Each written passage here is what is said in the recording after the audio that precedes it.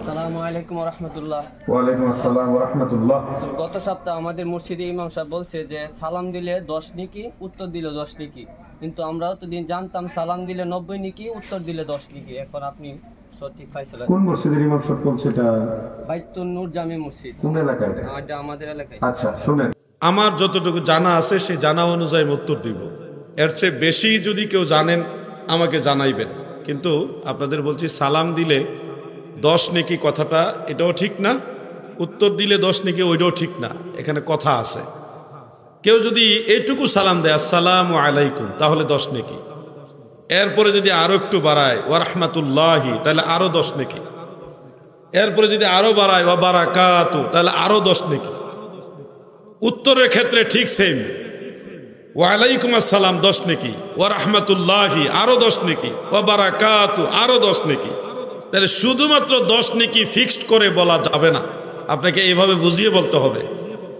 90 নেকির যে কথাটা, সালাম দিলে 10 নেকি, উত্তর দিলে 90 নেকি, এটা নিয়ে আমি বেশ কিছু কিতাবাদি ঘাটাঘাটি করছি, জানার চেষ্টা করছি যে আসলে 90 নেকির কথাটা কোনো একটা রেওয়ায়েতে পাওয়া যায় কিনা। আমি অনেকটা চেষ্টা করছি আলহামদুলিল্লাহ, কিন্তু এটার কোনো দলিল নস আমি পাই নাই। কেউ যদি পেয়ে থাকেন আমাকে জানাবেন, আমি শিখবো, কোনো অসুবিধা নেই। কিন্তু 90 নেকি, সালামের জবাব দিলে 90টা নেকি আমিও শুনছি, কিন্তু এটার দলিল আমি কোথাও পাই নাই। কেউ পাইলে আমাকে জানাবেন, আমি কোথাও পাই নাই। হ্যাঁ, সালাম দেওয়া সুন্নত, সালামের জবাব দেওয়া ওয়াজিব, এটা কোরআনের আয়াত দ্বারা প্রমাণিত। এটা মনে রাখবেন। কেউ আপনাকে সালাম না দিলে তার গুনাহ হবে না, কিন্তু দিলে অবশ্যই সওয়াব হবে। সালাম দিয়ে দিলে সেটা যদি আপনি বুঝতে পারেন তাহলে এটার জবাব দেওয়া আপনার জন্য ওয়াজিব, অবশ্যই জবাব দিতে হবে, নাহলে আপনি গুনাহগার হবেন। এই হলো সালামের মূল মাসআলাটা। আল্লাহ তাআলা আমাদেরকে সুন্নতের উপরে আমল করার তৌফিক দেন। মহাব্বতে বলেন আমিন, জোরে বলেন আমিন। এবার দ্বিতীয় প্রশ্ন কে? আসসালামু ওয়া রাহমাতুল্লাহ। হুজুর, আমার প্রশ্ন হইছে, অনেক পীর সাহেবেরা বলে যে মাজারে গান করা, যে মহিলারা নিয়ে যে গান বলে বাউল গান, ওইগুলি বলে জাহেজ, আর অনেকে বলে যে না, এগুলি হারাম। এটার ব্যাপারে এখন করণীয় কি? জি, এখন করণীয় কি? প্রশ্নটা হলো, অনেকেই বলে মাজারে মহিলা শিল্পী এনে গান বাজনা, বাউল গান এগুলি জায়েজ, আবার অনেকে বলে জায়েজ না। আমার এই যুবক ভাইয়ের প্রশ্ন হলো, আসলে কোন কথাটা ঠিক, আমাদের করণীয় কি? প্রশ্নটা আমার মনে হয় যুগ উপযোগী এবং প্রয়োজনীয়। ভাই আমার, বন্ধুরা আমার, মহিলা শিল্পী দিয়ে কোনো ধরনের গানের অনুষ্ঠান, বৈধ গানের অনুষ্ঠান করাও জায়েজ নাই। পুরুষ শিল্পী যদি ইসলামী সঙ্গীত গাইতে চান, সেক্ষেত্রে মাসালা মনে রাখবেন, গান এক ধরনের গান আছে জায়েজ, আরেক ধরনের গান হলো নাজায়েজ। পবিত্র কোরআনে সূরা লুকমানের মধ্যে আল্লাহ তাআলা লাহওয়াল হাদিস বলে এক ধরনের গানকে শয়তানের কর্ম হিসেবে আখ্যায়িত করেছেন, এটা নাজাইজ। যেই গানে মানুষের কুরিপু জাগ্রত হয়, এটা হলো সেই লাহওয়াল হাদিস, অসার বাক্য, এইটা নাজাইজ। এই ধরনের গানের স্যাম্পল আমি দিতে পারবো না, কারণ অনেক বক্তারা অনেক ধরনের গান গায়। স্টেজ এটা হিন্দি ফিল্মের গান গায়, হিন্দি গান গায়, বহুত প্যার করতা হয়, কি গান গায়। এই ধরনের গান তারা মঞ্চে গায়, লজ্জা শরম নাই, তারা নাকি কোরআনের তাফসীর করে। একে ডাইরেক্ট হিন্দি ফিল্মের গান, ওটার আবার শব্দ চেঞ্জ করে একটু এদিক সেদিক করে হিন্দি সুরে সুরে গান গাইতেছে, এরা আবার আন্তর্জাতিক মুফাসসির। যাই হোক, আপনারা সতর্ক থাকবেন। কুকিল আর কাক একই রকম দেখতে হলো, জিনিস কিন্তু একরকম। আরেক ধরনের গান আছে জায়েজ, এটা আল্লাহ তাআলা বলেছেন, ইল্লাল্লাযীনা আমানু ওয়া আমিলুস সালিহাতি ওয়া যাকারুল্লাহা কাসীরা। তাফসীরে কুরতুবী এবং তাফসীরে ইবনে কাসীরের মধ্যে উল্লেখ, ওয়া যাকারুল্লাহা ফি কালামিহিম ওয়া শি'রিহিম। যারা ইসলামী সঙ্গীত এবং ইসলামী শেরের মাধ্যমে আল্লাহ রসুলের শান গায় গো, এগুলির কারণে তার গুনাহ খাতা মাফ হয়ে যাবে। তার মানে গান দুই প্রকার, একটা ইসলামী সঙ্গীত যেটা আল্লাহ রসুলের সম্মানের সাথে জড়িত, ওলি আল্লাহর শানের সাথে জড়িত, আরেকটা হলো নাজাইজ গান, যেটা মানুষের কুরিপু জাগ্রত করে। এখন মাজারে কেউ যদি ইসলামী সাংস্কৃতিক অনুষ্ঠান করে, সেখানে মাদ্রাসার ছাত্র দিয়ে বা শায়ের দিয়ে যারা ভালো গজল গাইতে পারে, ইসলামী সঙ্গীত গাইতে পারে, তাদেরকে একত্রিত করে সর্বোচ্চ দফ বাজিয়ে সবাই মিলে আল্লাহ, আল্লাহ রসুল এবং সাহাবাই কারাম, আউলিয়াই কারামের সম্মান গায়, শরীয়ত সম্মত গান গায়, তাহলে সেটা মাজারে জায়েজ, বাজারেও জায়েজ, বাড়িতেও জায়েজ, সব জায়গায় জায়েজ, কারণ এই কাজটাই জায়েজ কাজ। আর সেখানে যদি আপনি যত ধরনের বাদ্যযন্ত্র আছে সব লইলেন, পুরুষ এবং নারী দুই ধরনের শিল্পী লইলেন, এই ধরনের মজলিসগুলি কবিরা গুনাহ, নাজায়েজ এবং পাপের মজলিস। আপনি হয়তো সোয়াবের নিয়তে করতেছেন, না গো দাদু, যে বলছে আপনার এই বাউল গান মহিলা শিল্পী দিয়ে মাজারে গাওয়াইতে হবে, সে আপনাকে জাহান্নামের রাস্তা দেখাইতেছে। আল্লাহর ওলিরা কখনো এই শিক্ষা দিয়ে যায়নি। আপনি মাজারে যাবেন, জিয়ারত করবেন, আল্লাহর ওলি রাসূলের দোয়া করবেন, সেখানে মিলাদ পড়বেন, জিকির আজকার করবেন, ওয়াজ মাহফিল করবেন, হ্যাঁ আপনারা ইসলামী সাংস্কৃতিক অনুষ্ঠান করবেন শায়ের দিয়ে। যারা যারা ভালো কণ্ঠওয়ালা এরকম ছাত্র আছে মাদ্রাসা, তাদেরকে দিয়ে গজল গাওয়াইবেন, সবাই মিলে আপনারা নাতে রসুলের অনুষ্ঠান করবেন, সেখানে বড় জোরে দফ বাজাইবেন। এটা ইসলামী কালচার, আপনারা করতে পারেন। আমি জায়েজের রাস্তাটাও দেখাই দিলাম, না জায়েজটা থেকে আপনাদেরকে সতর্ক করলাম। গ্রহণ করা না করা আপনাদের ব্যাপার। বহু মানুষ তো নামাজও পড়ে না, আমার কি? আমার দায়িত্ব মানুষকে নামাজের জন্য সতর্ক করে দেওয়া, নামাজের জন্য উদ্বুদ্ধ করা, কথা ঠিক আছে না? অতএব আপনাদের বললাম, মাজারে এই ধরনের শরীয়ত বিরোধী কোনো ধরনের গান বাজনার অনুষ্ঠান করা যাবে না। নবীজি বলছে, তোমরা যখন দেখবে নারীরা প্রকাশ্যে নৃত্য করছে, গান বাজনা করতেছে, বাদ্যযন্ত্রের ব্যবহার যত বাড়ছে, তখনই তোমরা কিয়ামতের জন্য অপেক্ষা করবে। তার মানে বাদ্যযন্ত্র সহকারে গান বাজনা করা, নারীদের নৃত্য করা, স্টেজে খোলা মঞ্চে মেয়েরা নেচে নেচে গান গাওয়া, এটা কিয়ামতের আলামত, এটা সরাসরি কিয়ামতের আলামত। আপনারা যদি না বুঝেন, আমাদের আর কি করার আছে? হেদায়েতের মালিক তো আল্লাহ। কনসার্ট যেগুলি হচ্ছে, ঢাকা বলেন আর রাজশাহী রংপুরে বলেন, এই কনসার্টে মেয়েরা গান গায়, ছেলেরা নাচে, এই কনসার্ট অনুষ্ঠানগুলি আল্লাহ রসুলের ভবিষ্যৎবাণীর সেই কিয়ামতের আলামতের অংশ। যেখানে আমাদের এই যুবকরা গিয়ে নাচতেছেন, আপনারা কিয়ামতের আলামতের সাথে জড়িত। সাবধান, দুদিনের পরে যাহা যাবে চলে, সেই ঘিলটিও লটি পালটিলে, মিশে মোহ বসে জ্ঞান হারাইলে, নাহি বুঝে নিলে আক্ষেপের সেলো। এবার আমি তৃতীয় প্রশ্নটা নিব। ওয়ালাইকুম আসসালাম। জোরে কইতেইব। মানে আমি তো অনেক পীরের দরবারে যাই, আমি যেখানে শরীর নীতি সম্ভবগঞ্জ, আপনি মনে হয় চিনেন, তো অনেক মানুষের সাথে যেখানে কাজ করি আর কি, সেখানে অনেক মানুষ বলে কিয়ামতের হাসরের দিন আর কি নবী জীবনে কেউ সাফায়াত করবে না। তো আমরা যে ওলির দরবারে যাই, তাদের কোনো খোঁজ খবর থাকবো, তারা নিজেদের তো কিছু করতে পারবে না, আল্লাহর নবী বিনে কেউ সাফায়াত তো করবেই না, তারা নিজেরাই জাহান্নামে। প্রশ্নটা হলো, ওই ভাই একটা দরবারের মুরিদ, শম্ভুগঞ্জ দরবারের মুরিদ, এবং বিভিন্ন জায়গায় কাজকর্ম করতে গিয়ে, চাকরি করতে গিয়ে অনেকের সাথে কথাবার্তা হয়। সেখানে কিছু লোক বলে যে হাসরের ময়দানে নবীরাই তো নিজেদেরকে জাহান্নামের আগুন থেকে বাঁচানোর ব্যাপারে চিন্তিত থাকবেন, আর ফির আউলিয়া তারা নিজেরাই জান্নাতে যাবে কিনা গ্যারান্টি নাই। মুরিদ বাঁচাইবে তো দূরের কথা, হাসরের ময়দানে নবী নিজেও সাফায়াত করতে পারবে না, আবার বলে নবীজি একমাত্র সাফায়াত করবে। মানে তাদের আগের ফিসের কথার মিল থাকে না আর কি, এরকম ধারণা। আমি আপনাদেরকে বলছি, শুনুন, ময়দানে মাহশারে আল্লাহ তাআলা আমাদের নবীজির সম্মানকে বড় করে তোলার জন্যে সমস্ত নবীদেরকে সর্বপ্রথম শাফাআতের যে অধিকার, এই অধিকার দেন নাই, কাউকে দেন নাই। শাফাআতে আউয়াল যিনি, সর্বপ্রথম সুপারিশকারী যিনি করবেন, তিনি আমাদের নবীজি। সমস্ত মানুষ হাসরের ময়দানে এই কঠিন কষ্ট এবং বিভীষিকাময় শাস্তি, এগুলি থেকে নাজাত পাওয়ার জন্যে দৌড়াইয়া দৌড়াইয়া হযরত আদমের কাছে গিয়ে বলবে, ইয়া আবাল বাশার ইশফি' লানা, বাবা আদম আলাইহিস সালাম, আপনি তো মানব জাতির বাবা, আপনাদের জন্য, আপনি আমাদের জন্য সুপারিশ করেন। আদম নবী তার সর্বপ্রথম শাফাআতকারী না, সর্বপ্রথম শাফাআতকারী হলো আমাদের নবী। সাইয়্যিদুনা আবুল বাশার বলবেন লাস্তু লাহা, ইহার জন্য আমি না, এই দায়িত্ব আমার না। ইব্রাহিম নবীর কাছে গিয়ে সুপারিশ কামনা করব, তিনিও বলবে লাস্তু লাহা, ইহার জন্য আমি না।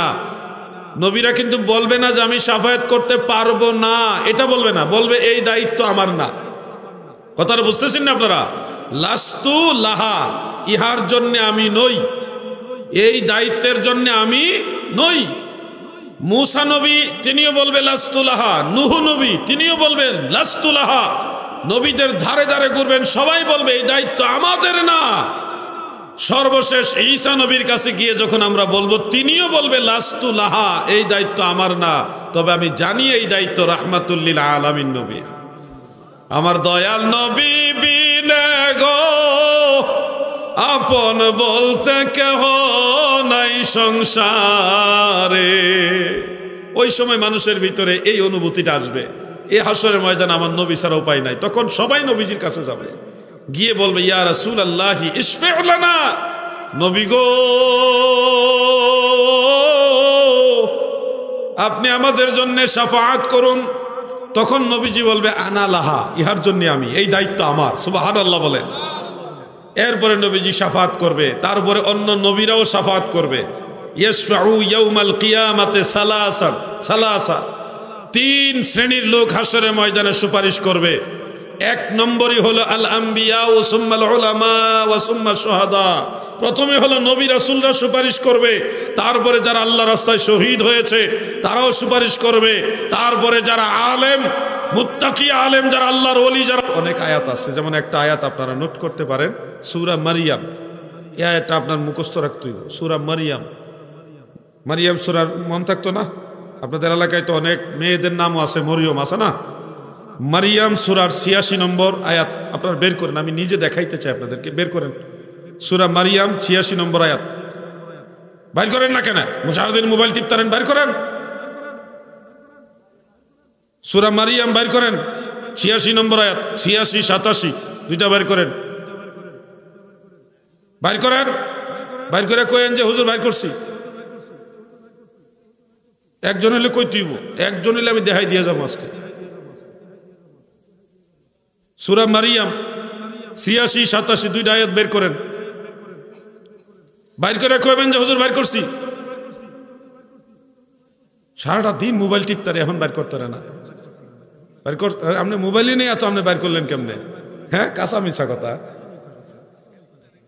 হ্যাঁ, বাইর করছেন।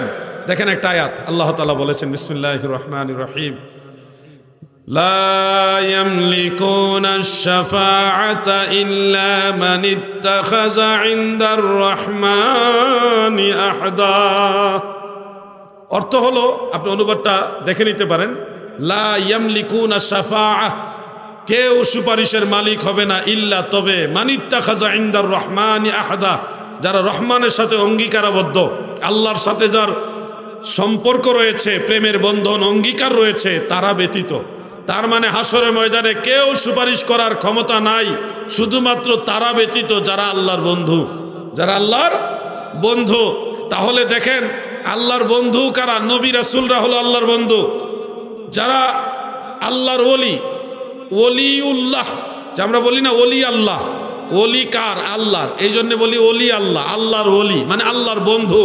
তো এই আয়াত থেকে পরিষ্কার বোঝা যাচ্ছে, যারা রহমানের সাথে অঙ্গীকারাবদ্ধ, আল্লাহর সাথে যার সম্পর্ক রয়েছে, তারা হাসরের ময়দানে সুপারিশ করবে। সুবহানাল্লাহ বলেন। আয়াতটা মনে থাকবে না আপনার? কোন সূরা? ৮৬ ৮৭ দুইটা সূরা যুখরুফের মধ্যে আছে, দেখবেন সূরা যুখরুফের মধ্যে প্রায় সেম আয়াত, এক আয়াত আগে পিছে আর কি।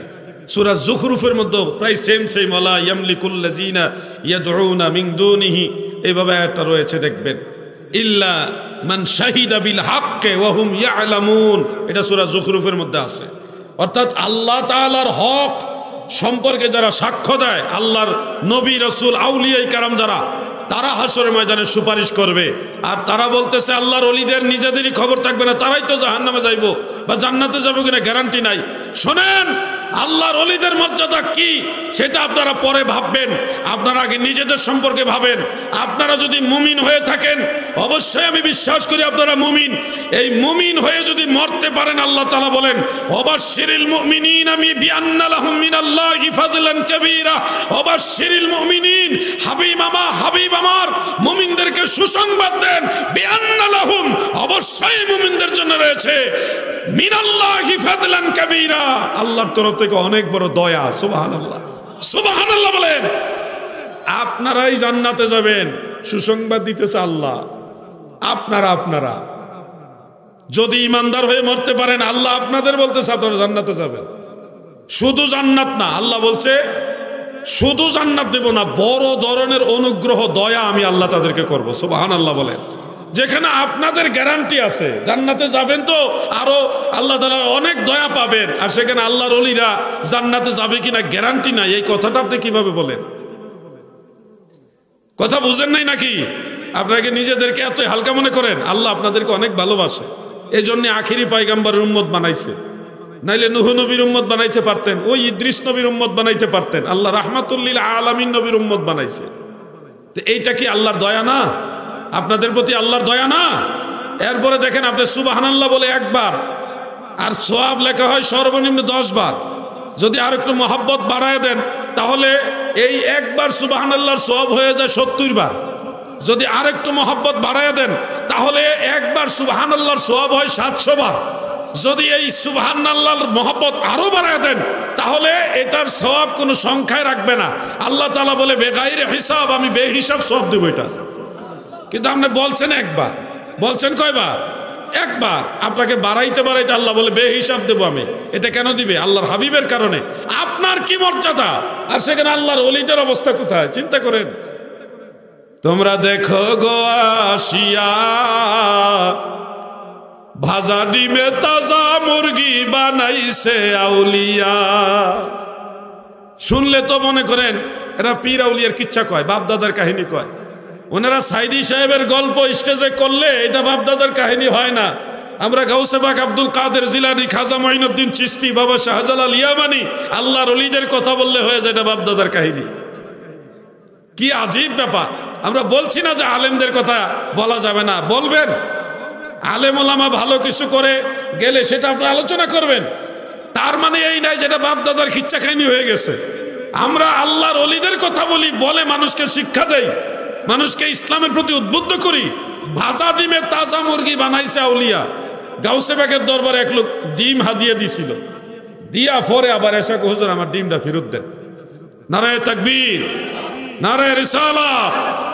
মাওলানা শামীম রাজা আল কাদেরী সাহেবের আগমন, জোরে জোরে শামীম রাজা আল কাদেরী সাহেবের আগমন। নারায়ে তাকবীর, নারায়ে রিসালাত, আহলে সুন্নাত ওয়াল জামাত। এটা শেয়ার দেন। না না, তোমরাই তো ময়দানে কাজ করবে, আমরা কয়দিন? আমাদের পরবর্তী জেনারেশন হিসেবে তারাই তো ময়দানে কাজ করবে। তো এই তোমাদেরকে উৎসাহ না দিলে কেমনে হবে? তোমরা তো আমাদের জন্য দোয়া করবা নাকি? তাইলে দোয়া তো ওয়াহাবিরা করতো না, করলে তোমরাই করবা নাকি ভাই? এরাই আমাদের আপন। আমরা ওয়াহাবিদেরকে উৎসাহ না দিয়া সুন্নি যারা আছে তাদেরকে উৎসাহ দিতে হবে। ভুল ত্রুটি সবারই কম বেশি আছে, এগুলি সংশোধন করব। আমার ভুল হইলে আমি সংশোধন করে নিব, আরেকজনের ভুল হলে সে সংশোধন করে নিবে। ভুলে বলেই তো মানুষ শিখে। এটা তাকে ঠেকায় দেওয়ার জন্য না, তাকে শিক্ষা দেওয়ার জন্য, আগায় দেওয়ার জন্য উৎসাহ দিতে হবে। আমরাই তো এই কয়টা লোকই তো ময়দানে চিল্লাফাল্লা করি। তাদেরকে দোয়া করবেন, আল্লাহ তাদের দুনিয়া আখেরাত উজালা করুক। বলে না আমিন। আমি একটা চেয়ার দেন না, চেয়ার দেন, দেন না, একটা চেয়ার দেন না, বসুন। আমি 2 মিনিটের মধ্যে কথা শেষ করতেছি। না, একটা অসুন্দর তো 2 মিনিটের মধ্যে আমি কাগজে লেখা 2-3টা প্রশ্ন আছে, আমি শর্টকাটে বলে দিচ্ছি। পীর হতে গেলে একজন পীরের কি কি যোগ্যতা প্রয়োজন? শর্টকাটে হলো, পীর হতে হলে 1 নম্বরে সেই পীর অবশ্যই আহলে সুন্নাহ ওয়াল জামাতের আকীদার অনুসারী হতে হবে। সুন্নিয়তের আকীদার বাইরে যেই পীর আছে এগুলি নামে পীর হইল, কাজের বেলায় একটাও মানুষকে সঠিক রাস্তা দেখাতে পারবে।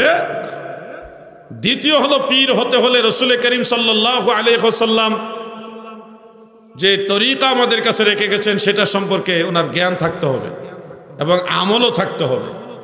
ফরজ, ওয়াজিব, সুন্নতে মুআক্কাদা এবং সুন্নতে গায়রে মুআক্কাদা, মুস্তাহাব, মুস্তাহসান, নফল বন্দিগি সম্পর্কে ওনার জ্ঞান থাকতে হবে এবং নিজে আমল করবে, এই জ্ঞানটা থাকতে হবে। মনে রাখবেন দাদু, যেই লোক নিজে রসুল পাকের সুন্নতের উপর আমল করে না, এই লোক কখনো কামেল পীর হতে পারে না। এই দুইটা গুণ আপনাদের অবশ্য মনে রাখতে হবে। যে পীর দাবি করেছে কিন্তু ফরজ ওয়াজিব যে মাসআলাগুলি রয়েছে, মানুষের জরুরি যে মাসআলাগুলি রয়েছে, এগুলি সে জানে না, সে কখনো কামেল পীর হতে পারে না। এখন পীর মুরিদিটা হয়ে গেছে একেবারে পাইকারি মূল্যে। অনেক পীর সাহেব আছে মাআযাল্লাহ, তারা নিজেদের খলিফা বাড়াইয়া, নিজেদের পরিধি বাড়াইবার জন্যে কয়েকদিন লগে থাকলেই খেলাফত দিয়ে দিতেছে। কি একটা মুসিবত জানেন, জায়গা জায়গা পীর হয়ে গেছে। পীর এমন পরিমাণে বাড়তেছে যে মুরিদ পাওয়া যাইতেছে না, একটা মুসিবত। আপনাদেরকে বলছি, পীর অবশ্যই মানতে হবে। যেই পীর আকীদা সম্পর্কে জানে, মানে এবং আমলের ব্যাপারে, নবীর তরিকার ব্যাপারে যত্নশীল, ওলি আল্লাহদের অনুসরণ করে, ওই পীর মানবেন। আর যেই পীর সার্টিফিকেট পেয়ে গেছে, না আছে 10টা লতিফা সম্পর্কে সে জানে না। প্রধান লতিফা হলো 10টা। কয়টা? ঘুমাই রয়েছেননি আপনারা? 10টা লতিফার 10টা রং আছে। নফস কোন জায়গা থাকে, কাল্ব কোন জায়গা থাকে, রূহ কোন জায়গায় থাকে, আখফা কোন জায়গায় থাকে, খুফি কোন জায়গায় থাকে, এগুলি সে জানে না। সেও কিন্তু পীর। এই ধরনের পীর যাচাই বাছাই করে ধরবেন। আল্লাহর হাবিবের সাথে যেই পীরের সম্পর্ক নাই, নবীর দুরুদের সম্পর্ক নাই, সুন্নি আকীদার সম্পর্ক নাই, ওই পীর থেকে 1000 হাত দূরে থাকবেন। যেই পীরের সেজদা লয়, এটা টাটকা ভণ্ড পীর। সেজদার একমাত্র মালিক আল্লাহ। কোনো মানুষ আল্লাহ ছাড়া কাউকে সেজদা করবেন না। পীর সাহেব যদি বুজুর্গ হয় তাহলে ওনার কদম বসি করবেন, ওনার কাছে বসবেন, ওনার নসিহত শুনবেন। কিন্তু যদি বলে সেজদা করতে হবে, তাজিমি সেজদা জায়েজ, এটা বানাইতে চাই, মনে করবেন এটা ইবলিসের আত্মীয়, তার সাথে চলাফেরা করা যাবে না।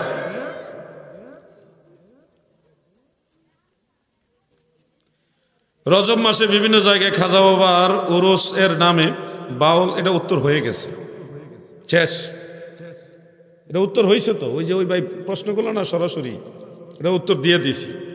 আল্লাহ তাআলা সবাইকে আমল করার তৌফিক দেন, আমিন। আসসালামু আলাইকুম ওয়া রাহমাতুল্লাহি ওয়া বারাকাতুহু।